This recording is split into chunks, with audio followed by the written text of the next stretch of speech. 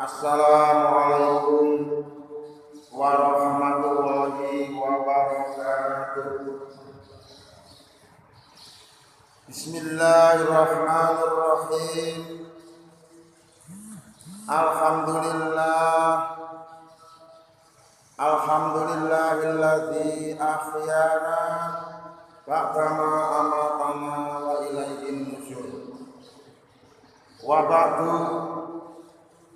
An Amr bin Yasirin qala annahu sami'a Rasulullah sallallahu alaihi wasallam qala inna tula salatir rajuli wa qasra khutbatihi ma'innatun min faqahi fa'atilus salata waqsurul khutbata rawahu Muslim. Artosipun An Amr bin Yasirin utawi hadis menika bersumber saking Amr bin Yasir.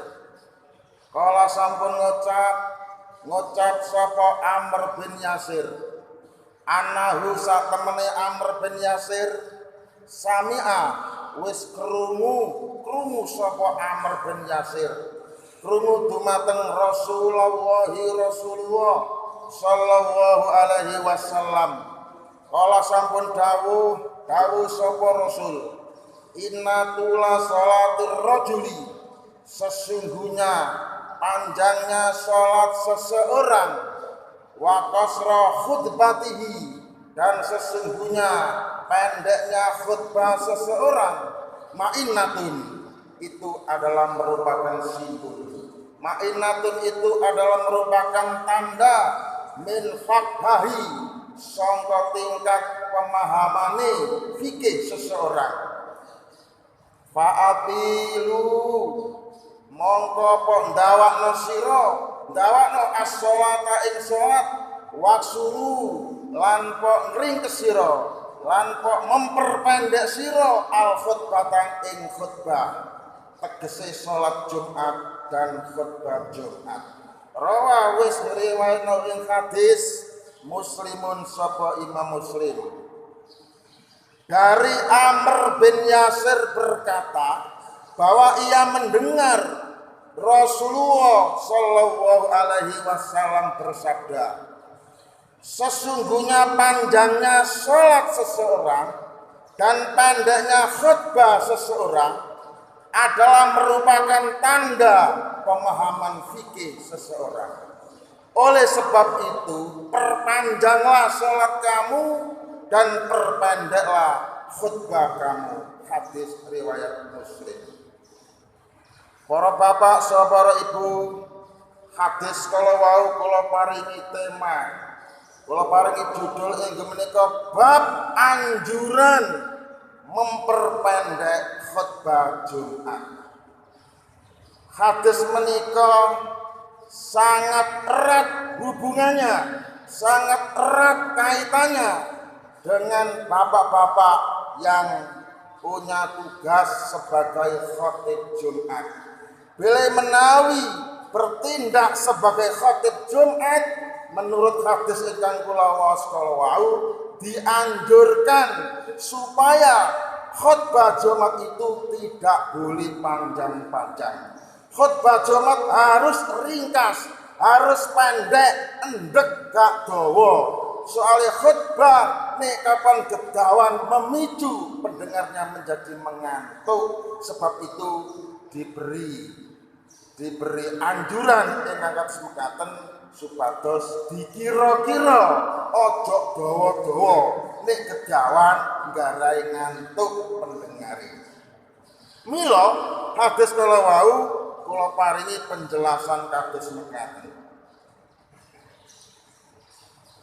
Secara garis besar, hadis tersebut memberi anjuran kepada kita, khususnya kepada para khatib Jumat, supaya memperpanjang sholatnya dan memperpendek khutbahnya.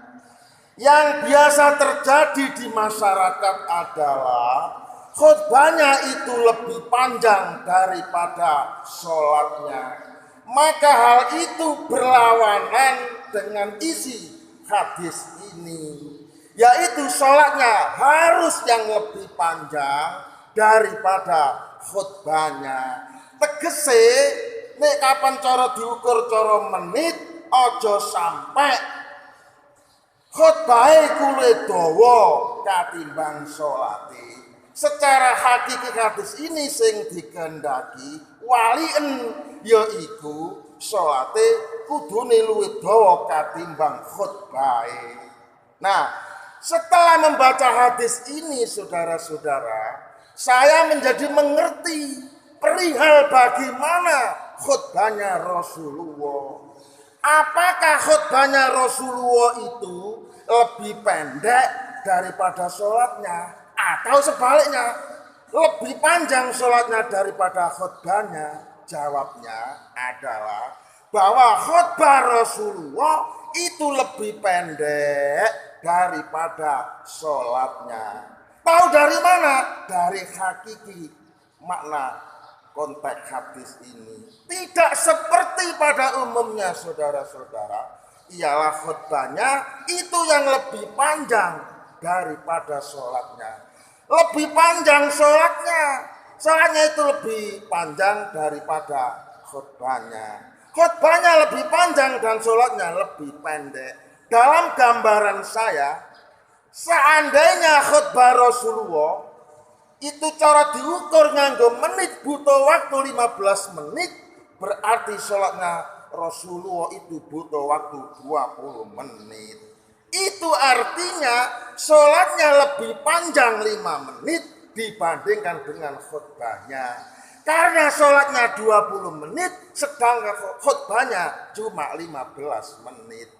Jadi Rasulullah SAW apabila khotbah Jumat, khotbahnya itu pendek dan sholatnya itu yang panjang.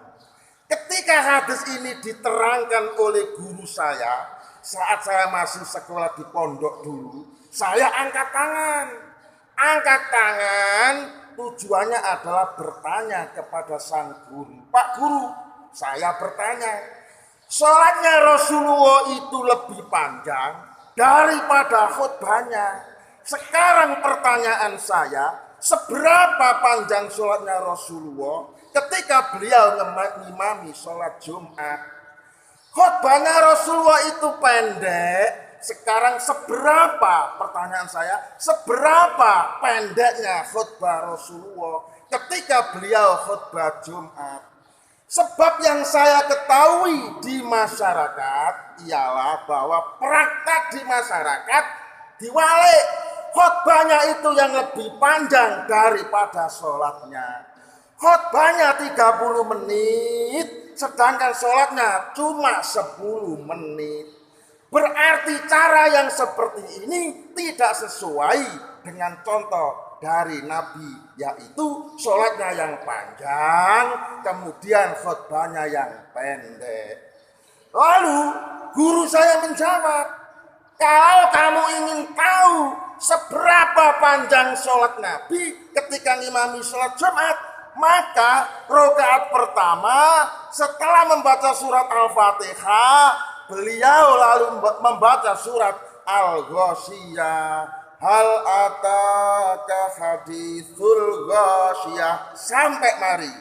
Dan pada rakaat kedua setelah membaca surat Al-Fatihah, baginda Nabi selalu membaca surat Al-A'la, sabbihisma rabbikal a'la sampai mari. Nah, praktek ngimami sholat Jumat dengan menggunakan cara sunnah Rasul yang seperti itu, kira-kira kurang lebihnya butuh waktu 15 menit. Lalu kalau sholatnya itu butuh waktu 15 menit, berarti khutbahnya tidak boleh melebihi dari 15 menit. Cukup 10 menit saja. Apakah kita bisa menerapkan khutbah 10 menit dan sholatnya 15 menit? Sepertinya sulit diterapkan atau dipraktekkan.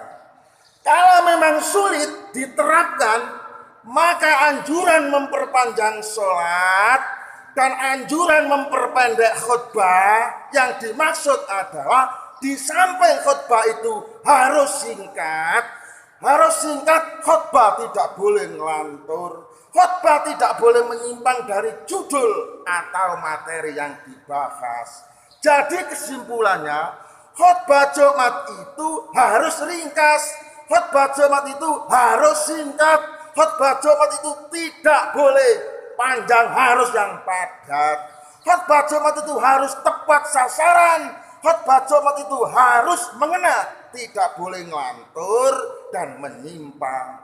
Kenapa dalam Islam khutbah itu dianjurkan yang pendek? Karena khutbah terlalu panjang bisa memicu pendengar cenderung mengantuk. Padahal mengantuk adalah larangan dalam kegiatan sholat Jumat. Oleh karena itu Rasulullah SAW menganjurkan supaya kita memendekkan khutbah ketika khutbah Jumat, tidak boleh dawa-dawa. Nah, karena itu kalau ada khotib yang terlalu panjang dalam khutbahnya, kemungkinan hadis ini belum diamalkan. Kalau ingin mengamalkan hadis ini, ya diukur kira-kira 10 menitkah, 15 menitkah, supaya tidak keluar dari anjuran sebagaimana hadis yang saya baca. Bapak Ibu sekalian, kiranya seperti itu maksud hadis yang saya baca.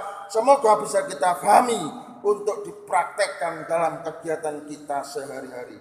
Sekian, terima kasih. Ihdinas siratal mustaqim. Wassalamualaikum warahmatullahi wabarakatuh.